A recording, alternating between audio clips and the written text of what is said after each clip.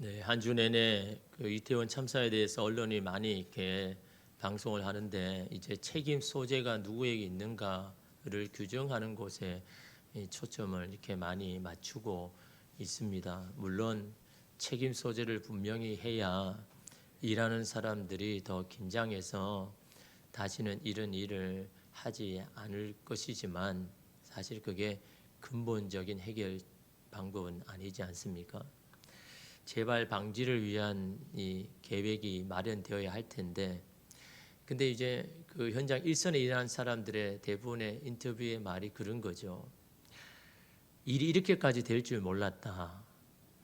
이 정도 심각한 상황이 일어나지 못했다라고 그렇게 이야기합니다. 왜냐하면 작년에도 이 행사가 있었으니까. 올해만 행사가 있었던 거 아니라 작년, 재작년에도 있었지만 또 인원도 그렇게 많이 모였지만 그런 일이 일어나지 않았는데 그래서 대비를 하지 못했다라고 그렇게 이야기합니다. 이 결론은 예상하지 못했기에 생각하지 못했기 때문에 이 대안을 준비하지 못했다라고 그렇게 이야기합니다. 그런데 안전 전문가들의 공통적인 대답은 그건 거죠. 우리가 충분히 일어날 수 있는 상황들은 다 예상해야 된다. 그것이 확률적으로 적든 많든 상관하지 아니하고 작은 거라도 일어날 위험의 소지가 있으면 그건 다 예상을 하고 계획하고 준비하지 아니하면 언제든지 이런 사고는 일어날 수밖에 없다라는 것을 그렇게 여러분 이야기하죠. 그러면서 여러분 예를 든 게 이게 홍콩이잖아요. 이 홍콩에는 똑같이 헬로윈 행사를 하는데 더 많은 사람들이 모이고 사실 여러분 시내에 가보면 그 지형이요 참 위험합니다. 그럼에도 불구하고 지금까지 안전사고 일어나지 않았던 것은 그런 일어날 수 있는 그런 이 예상들을 다 하고 준비를 했기 때문에 그렇다라고 그렇게 이야기합니다. 여러분 홍콩 도심을 가본 사람은 잘 알 겁니다. 저도 인도로 이렇게 선교로 가기 전에 이 경유하는 하게 되어 가지고 12시간이 시간이 남아 가지고 홍콩에 나가 가지고 그 도심 곳곳을 이렇게 걸어 다니면서 이렇게 다 봤거든요. 돌아올 때도 12시간 또 남아 가지고 또 이 나가 가지고 이렇게 다 봤는데 여러분 보면 어떻습니까? 차도가 굉장히 좁죠. 우리처럼 뭐 시내 나가면 막 대로가 있는 게 아니죠. 굉장히 도로가 좁고 걸어가는 횡단보도도 사실 걸어가는 그도 다 이런 평일인데도 얼마나 사람이 많은지 어깨를 부딪힐 정도로 굉장히 작은 이 보도폭으로 이런 사람이 여러분 지나가지 않습니까? 또 여러분 어떻습니까? 저 이렇게 높은 데 올라가 보려면 대부분 다 계단이잖아요. 막 계단 이리저리 해가지고 막 계단이 얼마나 많은지 모릅니다. 계단이 너무 많으니까 어떻게 합니까? 실내에 있는 에스컬레이터가 실외에도 설치돼 가지고 막 지그재그를 해가지고 힘든 사람은 그거 타고 또 올라갈 수 있도록 그러면 다 장치가 그렇게 마련된. 다시 말하면 여러분 이태원은 그냥 그 사고 난 현장을 보니까 이 경사진 그 한 곳이잖아요. 그런데 여러분 홍콩은요 그런 것이 한두 군데가 아닙니다. 얼마나 이런 계단으로 경사지가 많은 곳이 모릅니다. 너무너무 좁은 곳에 더 많은 여러분 인원이 있었는데 왜 사고가 일어나지 않느냐. 미리 예비 위험 요소를 다 제거하는 겁니다. 그래서 불필요한 위험한 계단들을 다 폐쇄해버리고 또 사람들이 그냥 일방통행만 할 수 있도록 한쪽으로만 가게 할 수 있도록 이미 다 펜스를 쳐놓고 다 해놓으니까 더 많은 인원이 있어도 모여도 그런 안전사고가 일어나지 않는다라고 그렇게 이야기를 하는 거죠. 여러분 이처럼 미리 예비 예상하고 준비한 곳에는 그 미래의 답은요 이미 다 정해져 있는 거 아닙니까?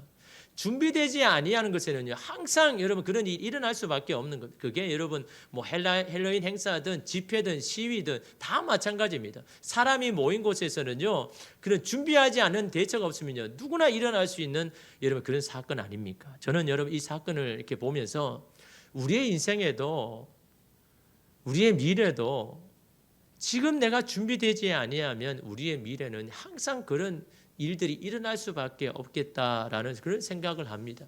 여러분 우리는 막연한 미래를 생각하잖아요. 미래는 좋을 것이고 좀 나아질 것이고 지금보다 좀 좋아질 것이라고 생각하지만요. 지금 준비되지 아니하면 미래는요 다 결정됩니다. 시간이 여러분 미래를 만들어주는 게 아닙니다. 지금 그것을 준비하지 못하면요 미래는 이미 결정되어 버리는 건 아닙니까? 여러분 한 가정을 이루는 것도 마찬가지입니다.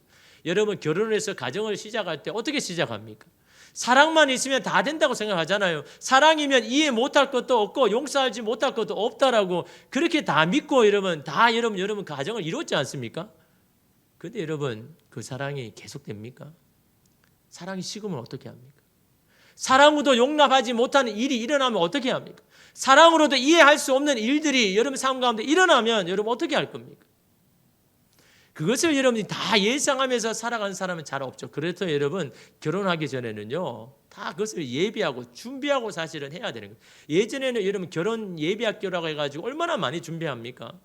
그래서 미리 이렇게 준비한 사람들은요 그래도 여러분 살아가면서 그런 위험 요소가 왜 없겠습니까? 여러분 전혀 다르게 살아왔던 사람이 여러분 같이 살아가는데 거기에 다툼이 없다는 건 그런 문제가 있는 겁니다. 생각이 다른데 뭐 여러분 식는 것부터 시작해가지고 여러분 음식 먹는 것부터 다 다른데 그 다른 사람이 함께 살아가는데 여러분 불협화음이 왜 없겠습니까? 없는 게 이러면 이상한 겁니다. 여러분 그렇지 않습니까? 굉장히 친한 사람도 함께 일해보지 아니하면요 그 사람 알 수 없습니다. 멀리서 보면 그 사람 다 좋게 보이죠. 그런데 어떻습니까? 한 일을 같이 해보면 알 수 있잖아요. 아 내가 몰랐던 분이 이렇게 있네. 그러면서 그 사람을 알아가는 거 아닙니까? 그 속에서 여러분 어떻습니까? 그런 여러분 다른 사람 생각 가지고 가치관이 있으니까 여러분 그런 의견 차이가 일어나는 것은 너무나 여러분 당연한 겁니다. 그래서 여러분 대부분 어떻게 합니까? 같이 일해 보니까 야, 그 사람을 알게 됐네 하면서 사실은요 여러분 관계가 좋아지면 좋겠지만 그렇지 않은 경우가 대부분 아닙니까? 그런데 어떤 일을 하는데도 이렇게 의견이 충돌이 되는데 같이 살아가는데 한 공간에 살아가는데 여러분 그런 일이 안 일어난다는 건 그 말이 안 되는 겁니다. 그래서 여러분 사실은 미리 준비해야 되는 겁니다. 아, 두 사람이 함께 살아갈 때 이런 문제가 있을 수 있겠구나. 이렇게 다른 생각이 있을 수 있겠구나. 이런 것 때문에 우리가 다툴 수 있겠구나라고 미리 생각을 하고 그때는 내가 이렇게 대응해야 되겠다. 이때는 내가 이렇게 더 마음을 내려놓아야 되겠다라고 하는 여러분 이런 전반적인 준비가 되어지는 여러분 결혼 생활을 시작하는 사람과 아무것도 준비하지 않아요. 그냥 막 사랑만 있으면 된다고 생각하는 사람과 결혼 생활이 어떻겠습니까? 그 결과는 여러분 뻔히 드러나지 않습니까? 정해진 겁니다. 미리 준비하신 사람은요 그런 위험 요소가 안 일어나는 게 아니죠. 일어나지만 그걸요 잘 풀어나가는 겁니다. 잘 여러분 이게 계속 갈수록 하지만 그거 준비 안 된 사람은요 매일매일 어떻습니까? 불만이 쌓이고 싸우고 여러분 내가 참아낼 수 있을 때 아무 말 안 할 때 괜찮습니다. 근데 그 불만이요 입으로 나오기 시작할 그때부터는 해결을 못합니다. 수습하기 어렵습니다. 그때는 내가 더 이상 참을 수 없기 때문에 말을 한 것이기 때문에 더 이상 해결이 어려운 거 아닙니까? 여러분 오늘 말씀에 믿음에 있어서도 마찬가지다는 거. 특히 예수님을 따르는 제자가 되려는 사람이 준비 없이 따른다면 낭패를 받을 수밖에 없다라는 것이 오늘 본문이 저와 여러분에게 말하는 메시지의 핵심인 겁니다. 예수님은 여러분 어떻게 합니까? 무리와 함께 가시다가 갑자기 돌이켜서 무리들에게 말씀하는 겁니다. 분명히 그 무리들이 들어야 할 메시지가 있는 거예요. 너무너무 중요한 겁니다. 그러니까 가는 길을 멈추고 돌이켜서 돌아보고 그 무리들에게 말하는데 뭘 이야기합니까? 26절에서 27절에 보니까 물은 내게 오는 자가 자기 부모와 처자와 형제와 자매와 더욱이 자기 목숨까지 미워하지 아니하면 능히 내 제자가 되지 못하고 누구든지 자기 십자가를 지고 나를 따르지 않는 자도 능히 내 제자가 되지 못하리라. 이 말씀이 참 부담이 되죠. 아니 예수님 믿는데 이렇게까지 해야 되나? 그렇게 생각할 수 있잖아요. 아니 뭐 그렇게까지 우리가 하면서 예수님을 따라야 되나? 그렇게 생각할 수 있지 않습니까? 그런데 여러분 예수님께서 말씀하시는 초점을 여러분 잘 보셔야 됩니다. 히브리적인 표현은 어떻습니까? 앞에보다는 뒤에 강조가 있죠. 이런 뒤에 뭐가 강조가 합니까? 이 두 절에 동일하게 계속해서 반복하시는 주님의 말씀이 뭡니까? 능히 내 제자가 되지 못하리라. 어떻게 하면 앞에 것들을 이루지 못하면 준비하지 못하면 능히 내 제자 못 되리라. 그 이야기를 하는 겁니다. 능히 내 제자가 못 된다는 것에 초점을 두고 오늘 말씀을 읽어 나가야 되는 거지. 미워하고 버려야 될 것 때 거기에 마음에 두면요 마음이 무거웠고 부담 들어가지고 말씀에 더 이상 읽어 나가지 못한다라는 거죠. 앞에 문제를 해결하지 못하면 미래는 정해져 있다는 거죠. 미래는 아무리 너희가 수고하고 땀을 흘려도 내 제자가 되지 못하는 것은 자명한 사실이다. 그러니 지금 해결해야 되고 지금 준비해야 된다라는 그 말씀을 여러분 하고 있더라라는 거죠. 사실 여러분 지금 예수님을 따르는 무리들은요, 예수님의 제자가 되기로 이미 마음에 다 작정을 했습니다. 지금까지 지켜보니까 예수님이 정말 내 인생을 다 헌신해도 될 만한 그런 분이거든요. 그래서 이제는 예수님만 따르면서 가겠습니다. 예수님만 있으면 됩니다라고 많은 무리들이 따라가고 있지 않습니까? 그들에게 예수님께서 말씀을 하고 여러분 있는 거죠. 뭘 말합니까? 그러한 작정과 결심만으로는 안 된다라는 겁니다. 예수님은 지금 준비가 되었는데 너희들은 도무지 준비가 되어 있지 않다라고 말씀하고 있는 겁니다. 마음만으로는 안 된다라는 겁니다. 생각만으로는 안 된다라는 겁니다. 그러면서 그들에게 무엇을 준비해야 되는지를 두 가지의 예를 들어서 쉽게 설명을 합니다. 여러분 28절에 보니까 너희 중에 누가 망대를 세우고자 할진대 자기의 가진 것이 준공하기까지에 족할는지 먼저 앉아 그 비용을 계산하지 아니하겠느냐. 다시 말하면 계산하지 않을 사람 아무도 없다. 다 계산한다. 망대란 건물을 지을 때 가장 먼저 어떻게 합니까? 이 건물을 완공하는데 어느 정도의 비용이 드는지를 다 계산할 거 아닙니까? 그 계산을 하고 난 다음에 그 비용을 준비 어느 정도 마련한 다음에 여러분 그 첫 삽을 뜨고 시작을 하는 것이 바른 순서 아닙니까? 그렇지 아니하고 일단 해보자라고 하면서 여러분 그 공사를 짓다가 중간에 여러분 이 돈이 비용이 더 이상 나오지 못해서 여러분 중단해 버리면 그것은 처음 시작하는 것 아직 시작 안 하는 게 더 낫다라는 이 말씀 아닙니까?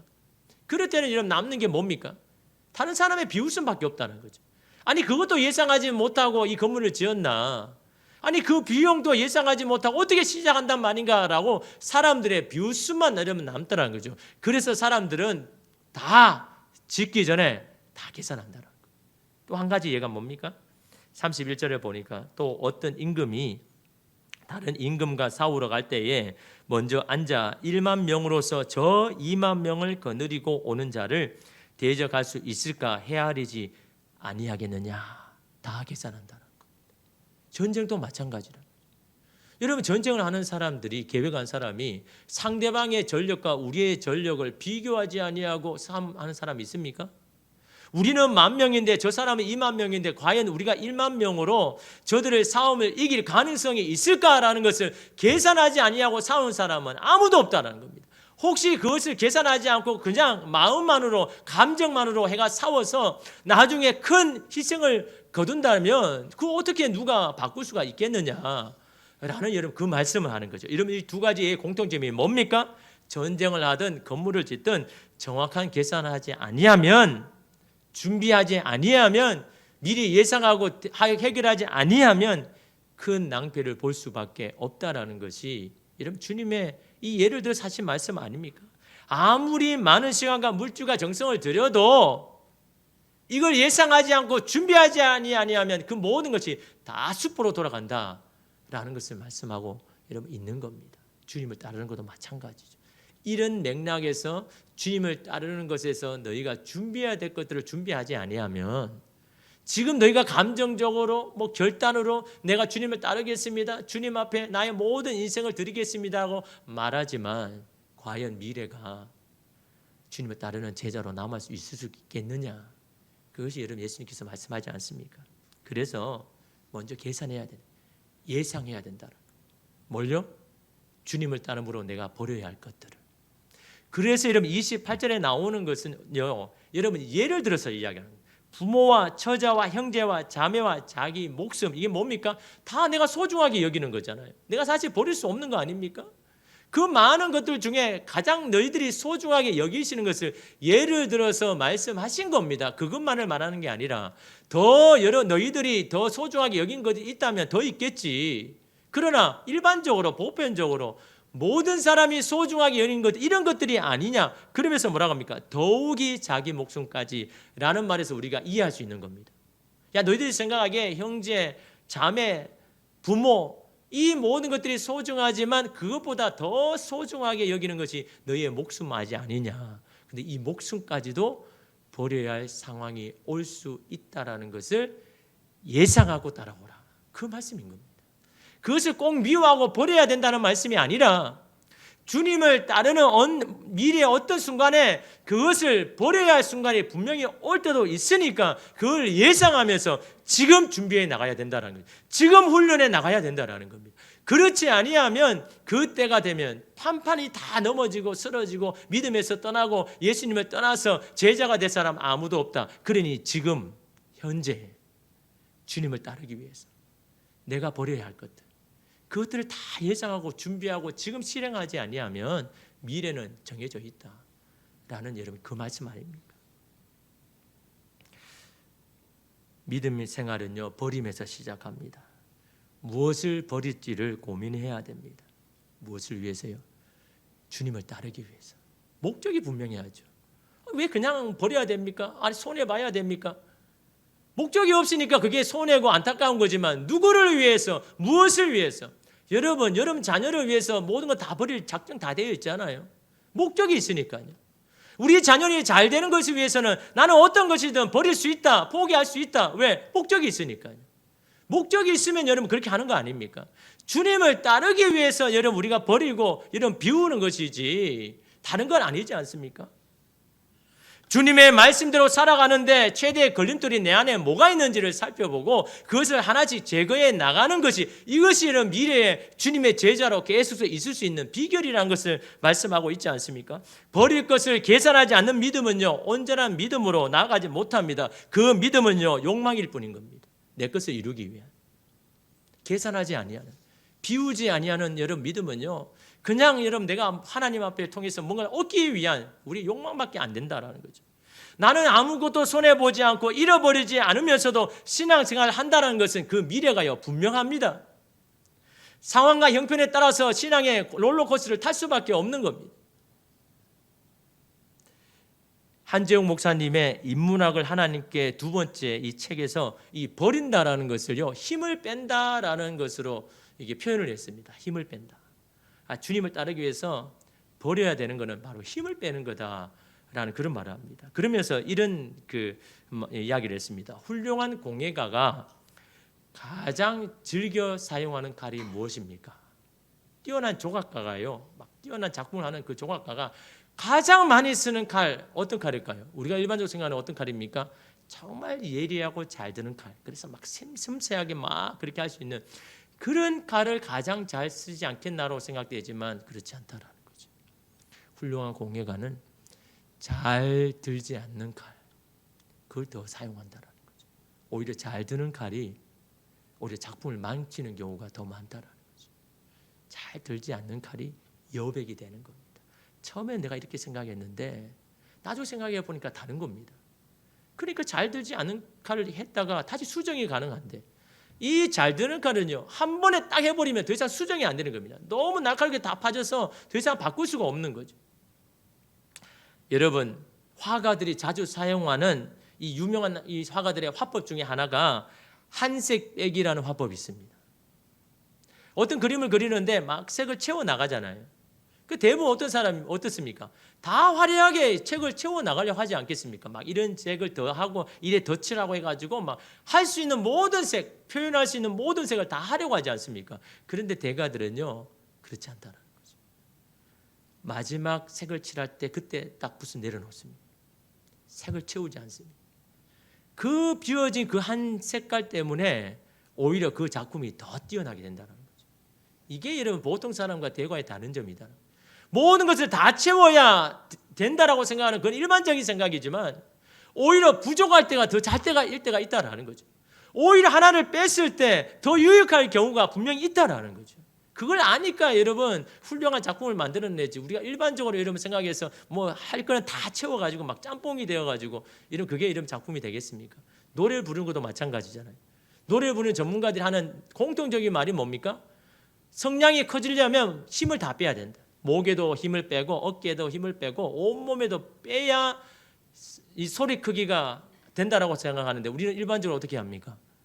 소리 크게 내려고 막 목에 힘주고 어깨에 힘주고 막 그러면 그 소리가 크게 나는지 막 생각하지 않습니까? 근데 실제는 그렇지 않다라는 거예요. 힘을 빼야 소리가 더 크게 난다라는 거죠. 그래서 이 서예 대가에게 한 가지 이 기자가 물었는데 명필이 되는 길이 무엇입니까? 라고 물으니까 이 대가가요 그렇게 말합니다. 손과 어깨에 힘 빼는 데만 40년 걸렸습니다. 서예는 힘 빼는 것부터 시작됩니다. 막 힘을 줘가지고 막 이렇게 쓰는 게 아니라 그 힘 빼는데요 40년 걸렸다. 그 힘 빼니까 제대로 글씨가 나오더라는 거예요. 이런 힘을 뺀다는 것은 뭘 말하는 겁니까? 내 안에 채우고 있는 것들을 하나씩 비우는 것을 말하죠. 어떤 것에 집착하는 것을 버리는 것을 말합니다. 왜냐하면 어떤 것에 집착하면요 다른 것에는요 마음을 같이 할 수가 없습니다. 우리가 주님과 함께 우리의 마음이 하나가 되려면, 의식을 하나가 되려면 어떻게 해야 됩니까? 여러 가지 집착하는 것에 여러분 있는데 주님께 우리 생각을 하나가 될 수 있습니까? 하나가 될 수 있습니까? 다른 것에 마음이 다 가 있는데 어떻게 이러면 주님을 온전히 따를 수가 있겠습니까? 주님과 같은 생각을 가지기 위해서는요 어떤 것에 집착하는 것들을 버려야 됩니다. 여러 가지 다른 것들을 여러분 정리해야 되는 겁니다. 그럴 때 여러분 단순하게 여러분 주님만을 바라보며 살아갈 수가 있는데, 우리를 얼게 메고 있고 우리에게 있는 무거운 짐들이 너무 많아서 어떻게 이러면 주님을 따라갑니까? 그래서 여러분 히브리서에서 뭐라 합니까? 믿음의 주여 온전한 예수를 바라보기 위해서는 너희를 얼매기 쉬운 죄를 벗어버려야 된다. 무거운 죄를 벗어버리고 주님을 따라가야 된다라고 이런 분명히 말씀하지 않습니까? 비우는 것의 가장 기본은요 정리하는 겁니다. 불필요한 것은 버리고 과한 것은 그 비중을 줄여 나가야 정말 중요한 것들을 향해서 여러분 나아갈 수가 여러분 있는 거죠. 근데 지금 무엇이 중요합니까? 중요한 것을 위해서 버리고 손해를 보는 것은요 필연적이다는 거죠. 그렇지 않고서는 중요한 것을 얻을 수가 없다라는 겁니다. 여러분 행복한 가정을 위해서 내가 버리고 손해보고 달라져야 할 것을 생각하지 아니하는 가정의 미래는요 답이 정해져 있다라는 겁니다. 서로 자신이 바라고 원하는 것만 내세운다면 어떻게 그 가정에 평화가 임하겠습니까? 자신의 것을 받아내기 위한 전투만이 여러분 있을 뿐 아닙니까? 서로 간에도 힘을 빼야 되는 겁니다. 함께 생각을 공유하기 위해서는 내 안에 있는 고집과 아집을 정리하고 벗어내고, 그래서 이름 해야 같이 이름 가는 것 아닙니까? 누구든지 새로운 인생을 시작해야 할 시점이 분명히 찾아옵니다. 반드시 이전과는 전혀 다른 삶을 살아가야 할 때가 분명히 있다라는 거죠. 그때는 어떻게 해야 됩니까? 막연하게 이제 좋아질 거야, 이제는 나아질 거야, 행복해질 거야 라고 생각한다고 이러면 좋아집니까?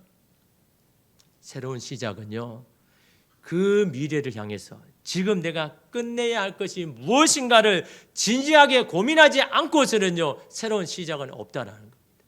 내가 아무리 새로운 인생을 살아가려고 해도 지금 내가 끝내야 할 것을 고민하지 아니하면요 새로운 시작 없는 겁니다. 그것이 게으름이든 중독이든 이기주의적인 성향이든 감정적이든 분노이든 남을 생각하지 않는 직설적이고 명령적인 언어이든 탐욕이든 다 똑같습니다. 여기에 대한 물음에 대한 답이 바로 미래에 내가 가야 할 길과 방향을 정하는 겁니다. 준비되어진 현재가 곧 나의 미래가 되어진다라는 것을 여러분 예수님께서 오늘 말씀을 통해서 말씀하지 않습니다. 지금 너희들이 준비하지 아니하고 비우지 아니하면 너희들 미래에 능히 내 제자가 되지 못하리라. 과거 미래를 이야기하잖아요. 어떻게 해도 너희는 못한다. 지금 그것을 결정하지 아니하면 능히 내 제자가 되지 못할 거다라고 이런 말씀하고 있지 않습니까? 믿음을 위해서 버리면요 단순한 희생이나 손해가 아닙니다. 영원한 하나님의 나라를 소유하는 길 아닙니까? 영원한 기쁨의 잔치에 참여하는 것 아닙니까? 주님 앞에 섰을 때 착하고 충성된 종이라라고 내 잔치의 기쁨으로 참여하라는 그 음성 하나 듣기 위하여서 여러분 우리가 살아가는 것 아닙니까? 그것이 손해입니까? 희생입니까? 아니잖아요. 주님 앞에 여러분 부끄럽지 않게 서는 여러분 길 아닙니까? 주님 앞에 여러 직분으로 부르심을 받았습니까? 제대로 된 신앙생활 하기 원합니까? 그렇다면요 믿음을 위해서 무엇을 많이 할 생각보다 무엇을 하지 않을지를 먼저 고민해야 됩니다. 이게 이러면 더 중요한 겁니다. 하나님 내게 이렇게 좋은 직분을 주셨으니까 내가 이것도 하고 저것도 하고 뭘 해야지 그렇게 생각할 수 있지만요 가장 먼저는 내가 먼저 하지 말아야 될 것, 그걸 고민해야 되는 거예요. 그걸 하지 아니하면요 자연적으로 하나님께 앞에 이러면 쓰임 받게 되는 겁니다. 하지 말아야 할 걸 자꾸 하니까 여러분 우리가 주님 앞에 온전히 쓰임 받지 못하는 것이지요.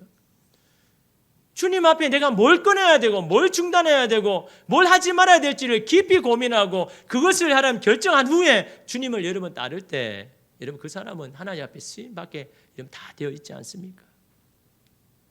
34절에 소금이 좋은 것이나 소금도 만일 그 맛을 잃으면 무엇으로 짜게 하리요? 소금 자체는 귀하지 않습니까? 그런데 소금으로서 맛을 잃어버리면 아무짝에도 쓸모없는 것이 되어버리는 것처럼 믿음도 마찬가지다. 믿음이 얼마나 귀하냐? 그 작은 믿음으로도 큰 산을 옮기라 하면 그 산이 옮겨지는 그런 믿음이 아니냐? 그 얼마나 귀하느냐? 그러나 믿음의 능력을 잃어버리면 아무 소용이 없다라는 것을 말씀하고 있지 않습니까? 믿음의 능력 어디서 옵니까? 믿음의 능력이 어디서부터 임합니까? 버림에서 오죠. 비움에서 오는 겁니다.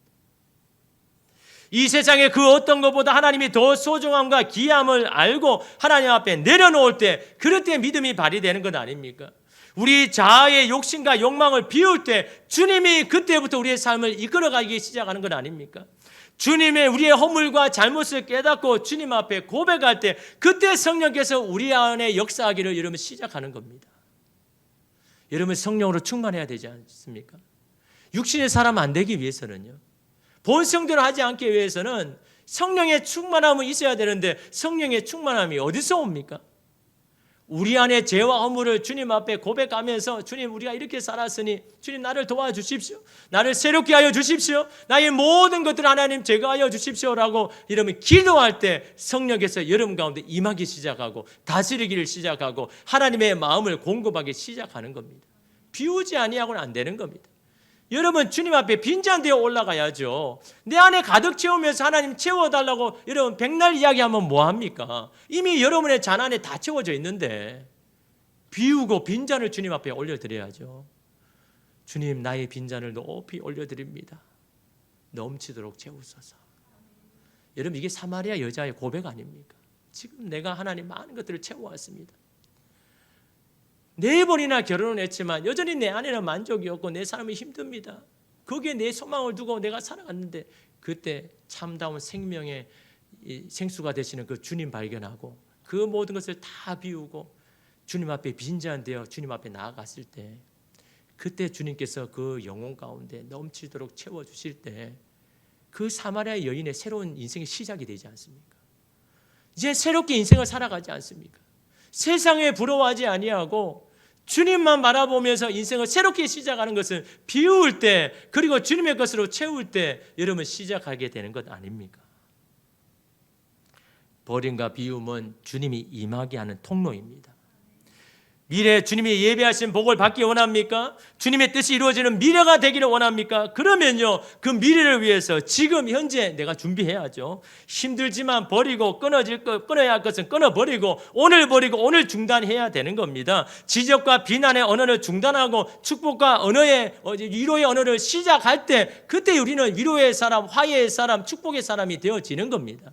오늘 그렇게 시작을 해야 되는 겁니다. 오늘 그렇게 하지 아니하면요 우리의 미래는요 똑같이 동일하게 그런 모습으로 살아갈 수밖에 여러분 없는 겁니다. 여러분 새로움은요 지금을 부수고 해체하지 않고서는요 새로운 거 있을 수 없잖아요. 지금 내가 계속 가지고 왔던 것들을 안 깨뜨리고 어떻게 새로운 것을 다시 여러분 할 수가 있겠습니까? 깨뜨리고 부수는데 왜 힘들지 않겠습니까? 어렵죠. 잘 안 되죠. 그러나 깨어지고 부서져야 다시 여러분 조립되고 다시 결정이 되어야 여러분 새로운 것이 여러분 되는 것 아닙니까? 그러기에 여러분 깨어지고 부서지는 것에 두려워할 필요가 없습니다. 주께서 그것들을 다 모아서 다시 아름답게 창조하시는 분은 하나님이 하시는 겁니다. 그래서 우리가 주님 앞에 날마다 우리의 마음을 깨트리고 비워야 되는 겁니다. 좋은 생각에 자신의 이야기를 투구한 한 남자분이 있습니다. 연봉이 꽤 높은 그 직장을 다니다가 한 지인의 이야기를 듣고 혹해가지고 그 좋은 직장을 이제 그만두고 이제 이 철강 기업의 이 재료를 받아서 파는 대리점을 한 겁니다. 그래서 뭐 퇴직금부터 시작해가지고 모든 자본금을 다 넣어가지고 이렇게 시작을 했는데 처음은 이거 잘 되는 겁니다. 근데 1년이 지나자 이 산업이요 사양 산업에 이게 들어가면서 더 이상 이게 더 이상 판매가 안 되는 겁니다. 그러다 보니까 어떻게 합니까? 매달 나가는 지출 또 월세 막 하니까 막 가지고 있던 자본금을 다 없어져 버려요. 그러니까 어떻습니까? 막 원망이 되잖아요. 그 잘 다니는 직장에 괜히 그만둬가지고 또 조금 더 뭐 벌려고 조금 더 많이 가지려고 했다가 이런 낭비를 보는데 그렇게 자기를 이끄는 그 지인에게 찾아가지고 막 하려보니까 그 지인은 자기보다 형편이 더 안 좋은 겁니다. 그러니까 누구에게 할 수 있는 할 수 없고 그 집에 와가지고 있는데 얼마나 이 화가 나고 분노한지, 옛날에 잘 나가던 자기의 모습, 지금 완전히 이렇게 된 모습 사이를 이 괴리가 너무 크니까 어떻게 합니까? 이 사람에게 공황장애가 찾아오는 거예요. 이 분노를 참을 수가 없으니까 이 상황을 더 이상 자기가 이 컨트롤할 수 없다고 생각하니까 이 마음이, 정신이 무너지는데 이 공황장애 찾아오는데 어떻게 합니까? 내 이 답답함을 누구에게라도 호소하거나 이 원인을 누구에게 돌리지 않고서는요 도무지 참을 수가 없는 겁니다. 그러니까 이 가족들이 본모가 되는 겁니다. 만나는 아내나 딸에게 막 소리 지르면서 너희 때문에 이렇게 됐다면, 내 인생이 이렇게 됐다면서 자기 편하려고 막 그렇게 하는 겁니다. 그러니 여러분, 가족들이 얼마나 힘들겠습니까? 그러다 갑자기 와서는 자기가 숨이 안 쉬어진다면 너무너무 답답하면 나를 살려달라면서 막 아내를 매달리면서 막 그래 하는데, 얼마나 여러분 힘든지 이 아내와 딸이 결국에는 친정으로 가버리고 이혼을 이렇게 해버리는 겁니다. 그래서 혼자 집에서 이렇게 남아 있으면서 생각을 한 거죠. 그래도 살아야 되는데 어떻게 살아야 될까? 그래서 저녁에는 주유소 가서 일하고 낮에는 택배 일에 딴 생각 안 하려고 막 이 일에 막 몰두한 겁니다. 일 저 일 하루에 몇 가지 일을 하는지 모릅니다. 가만히 있으면 자꾸 딴 생각 나니까 일에 몰두하는 겁니다. 일에 미친 거죠. 그래 하니까 혼자 돈 쓸 일이 있습니까? 시간이 있어야 돈 쓰죠. 시간이 많으면 돈 쓰게 되어 있는 거죠. 그러니까 여러분, 그 재정이 자꾸 쌓이다 보니까 이제 어느 정도 살만하고 이제 거할 집도, 자기 집도 이제 생기니까 그때서야 생각이 나는 겁니다. 나 때문에 힘들어야 할 아내, 딸들이 이 생각이 나는 겁니다. 그래서 이렇게 수소문해 보니까 어디 이렇게 살고 있는데, 이 딸이 기특하게도 단칸방에 사는데도요 열심히 공부해가지고 또 좋은 대학에 들어가고, 또 이 아내는 파출부 일을 하는데 얼마 안 되지 않습니까? 그래도 여러분 딸과 함께 살아야 되니까 그때 이 파출부 일을 하면서 이렇게 사는 것을 이렇게 듣고 너무너무 마음이 아픈 겁니다. 자기 때문에 그렇잖아요. 자기 때문에 이렇게 힘들게 사니까 너무너무 힘들어서 용기를 내어서 이렇게 전화를 했습니다. 이제 내가 가장 노릇을 할 테니 고생일랑 그만해요. 그간 못했던 아빠와 남편의 역할을 하리이다. 여보, 나를 용서해줘요. 라고 이렇게 떨리는 목소리로, 혹시나 하는 마음으로 전화를 한 거죠. 왜? 자기도 이제는 새로운 인생 좀 살고 싶으니까. 이제는 정말 누군가에게 도움을 주고 그런 행복한 가정을 이루고 싶으니까. 근데 그 아내가 뭐라고 이야기했을까요? 자기가 지금까지 당해오고 그 남편한테 힘든 것만 생각하면 그냥 전화를 끊어버리지 않습니까? 더 이상 만나지 말고, 더 이상 전화하지 말라고. 지금 하는 것만도 충분히 힘들다라고. 그렇게 하지 않겠습니까? 그렇잖아요. 누구 때문에 내 인생이 이렇게 되었는데. 자기 사랑, 자기의 상처, 자기의 힘든 것만 생각한다 그러면요 전화 더 이상 받을 필요가 없죠. 근데 이 아내는요 이렇게 말합니다. 당신 병이 나은 것만으로도 기쁘다면서 자기는 한 번도 고생한다고 생각해 본 적이 없다고, 항상 아픈 남편을 걱정했노라고, 오히려 곁에 있어주지 못해서 미안했다라고 그 이야기를 하는데요, 갑자기 저기서 막 빛주기가 자기를 환하게 비춰주는데, 이제 내가 살았다, 내가 다시 돌아갈 길이 있다, 자리가 있다, 내 인생을 다시 새롭게 시작할 수 있는 다시 기회가 줬다라는, 여러분 그것이 얼마나 가슴이 기쁘고 행복한지, 자기는 그것을 사실은 긴가민가하고 혹시나 하는 마음으로 전화한 거 아닙니까? 나는 다시 새롭게 시작하고 싶은데 이러면 상대가 이러면 원하지 않는데 그 시작할 수가 있겠습니까? 근데 그 아내가요 남편의 돌아올 자리를 마련해 놓았지 않습니까? 물론 미워하고 속상한 마음이 들지만 그 남편이 돌아올 수 있는 그 자리를 여러분 놓으니까 여러분 그 남편이 다시 그 자리로 돌아가서 여러분 다시 새로운 인생을 여러분 살아가지 않습니까? 저는 그 이야기를 보면서 주님이, 하나님이 바로 오늘 우리에게 그런 분 아닌가? 우리는 삶이 힘들고 어려우면 가장 먼저 신앙 내려놓고 하나님을 더 멀리하면서 막 더 살아가는데, 그럼에도 불구하고 주님은 우리를 포기하지 아니하고 돌아오기만을 기다리면서 우리를 향한 보호하심과 공급하심을 끊지 아니하고 기다리시는 그 주님, 우리가 돌아갈 길을 준비하시고 예비하시는 그 주님이 계시기에 우리는 언제든지 돌아갈 수가 있지 않습니까? 우리를 기다리시는 하나님의 아버지가 있으니까 지금까지 이렇게 저렇게 세상에 살았어도 돌아갈 자리가 있는 사람은요 소망이 있는 겁니다. 희망이 있는 겁니다. 어떻게 돌아가든 나를 용서해주고 받아줄 아버지가 있는 그 사람은요, 희망이 있는 거 아닙니까? 오늘 우리가 그런 사람 아닙니까? 세상에 살면서 믿음으로 살고자 했지만 이리저리 삶에 여러분 부딪히면서 하나님은 멀리하고 하나님 앞에 예배 드리지 못한 순간들이 얼마나 많습니까? 그럼에도 불구하고 내 자신의 형편과 상황만 낙심하고 원망할 때가 얼마나 많았습니까?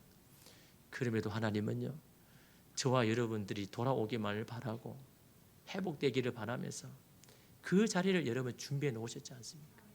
여러분, 우리가 그런 사랑을 안다 그러면요, 오늘 우리도 주님의 그 믿음의 자리 떠나지 않으려고 오늘 우리가 여러분 준비해야죠.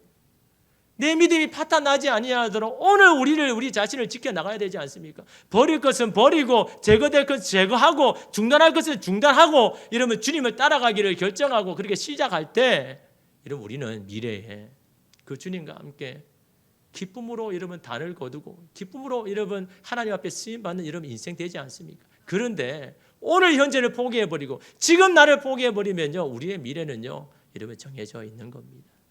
근데 여러분 어떤 분은 뭘 버려야 할지 모르겠습니다. 버리는 게 너무 힘듭니다. 중단한 게 너무 어렵습니다 라고 하시는 분들이 있습니다. 여러분 그 마음 알죠? 해도 잘 안 될 때가 많지 않습니까? 했는데 또 실패하고 또 넘어져서 더 이상 안 하고 싶은 마음이 들 때가 얼마나 많습니까? 여러분 그때 가장 쉬운 방법은 뭡니까? 예수님으로 채우면 되는 겁니다. 예수로 충만하면 되는 겁니다.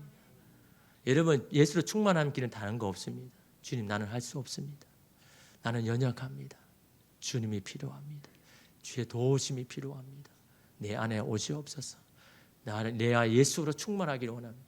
여러분 예수로 충만한 사람이 더 이상 세상 두려워하지 않습니다. 예수로 충만한 사람이 여러분 여러 가지 것들을 걱정 염려하겠습니까? 예수가 내 안에 없으니까 날마다 걱정거리고 염려거리 아닙니까? 예수가 내 안에 충만하지 않으니까 날마다 여러 가지 문제로 흔들리고 저리 흔들리고 여러분 낙심하지 않습니까? 예수로 충만하면 우리는 괜찮은 겁니다. 예수로 충만할 때 더 이상 여러분 그 어떤 것도 두렵지 않는 겁니다. 예수가 없으니까 안 되는 겁니다. 예수로 충만하면 내 육신이 연약해도 내 육체가 병만에 힘들어도 괜찮습니다. 주님이 내 안에 살아계시고 주님이 내 안에 역사하시고 주님이 나를 지키시는데 뭐가 두렵습니까? 예수로 충만하면 다 되는 겁니다. 여러분 오늘 예수님께서 말씀하는 게 뭡니까?